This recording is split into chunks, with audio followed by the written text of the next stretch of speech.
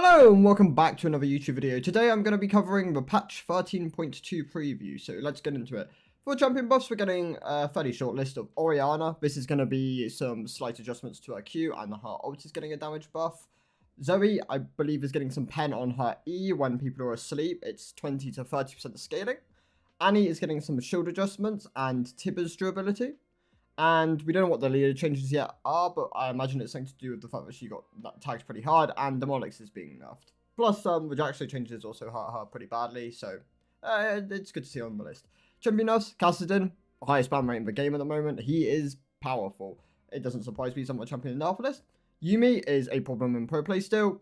They're going to probably hit her again. She's currently 45% winner in solo queue. She's probably going to get tagged down to a 40. I imagine they'll swing pretty hard. Maokai is getting a nerf because of his Liandry's phase rush demonics build in the jungle at the moment. It's doing really powerful. Even with demonics nerfs, they still wanted to tag him. Gangplank is being nerfed in because they're going to be changing crit next patch to 40% instead of 60%. So this is a preemptive nerf.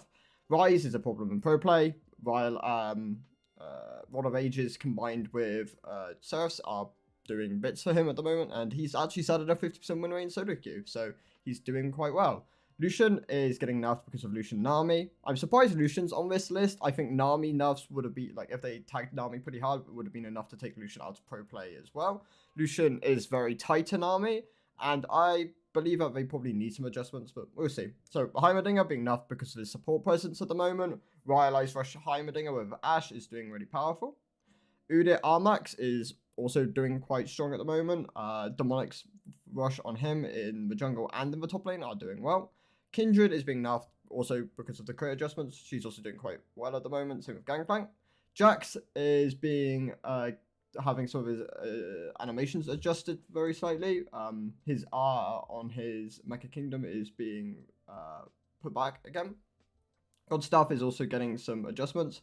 The sound on all of his skins is being improved, and a lot of the VFX are also being improved. So this is a good list for Jax. Jax at the moment is incredibly clunky to play. I'm surprised they haven't nerfed him in compensation, because I imagine this will actually help players play him, and his win rate should go up because of it. Demonic is being nerfed for melee champs. It's become a really nice rush item on things like Mordekaiser, Udyr, Lilia.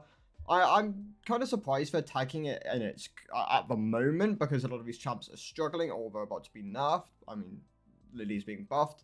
Maud is also very middle of the pack at the moment. He does quite well into some matchups and also falls quite flat into others.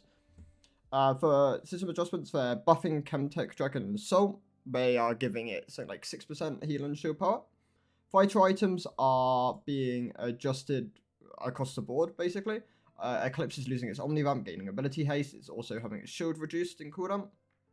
The build path is also being changed. Same goes for the Ornn version. Gore Drinker is having its mythic passive move from 7 ability haste to 50 health plus 3 ability haste.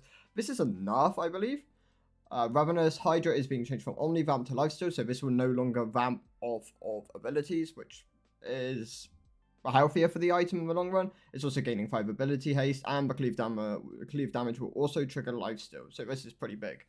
More of Mortius is also being converted from Omnivamp to lifesteal. It's gaining 10 attack damage and losing 20 ability haste. This is an adjustment. I don't think this is enough. I think it is just an adjustment. Death Stance is gaining 10 attack damage, it's gaining 5 armor, it's losing its ability haste, and the takedown healing is going massively down. This is a nerf, definitely. Blade of Ruin King is just being flat out nerfed. It's having its siphon damage reduced, and it's having its cooldown on it also increased. So it's going to proc less often, and it's also going to do less damage later on into the game. Cleaver is gaining 5 attack damage and 50 more health. This is a huge buff to Cleaver. I wouldn't be surprised if a lot of champs become strong off of this alone. However, they might also just be nerfed by like things like Death Stance. Losing this much bonus AD and healing is really, really big. The next one is ADC adjustments.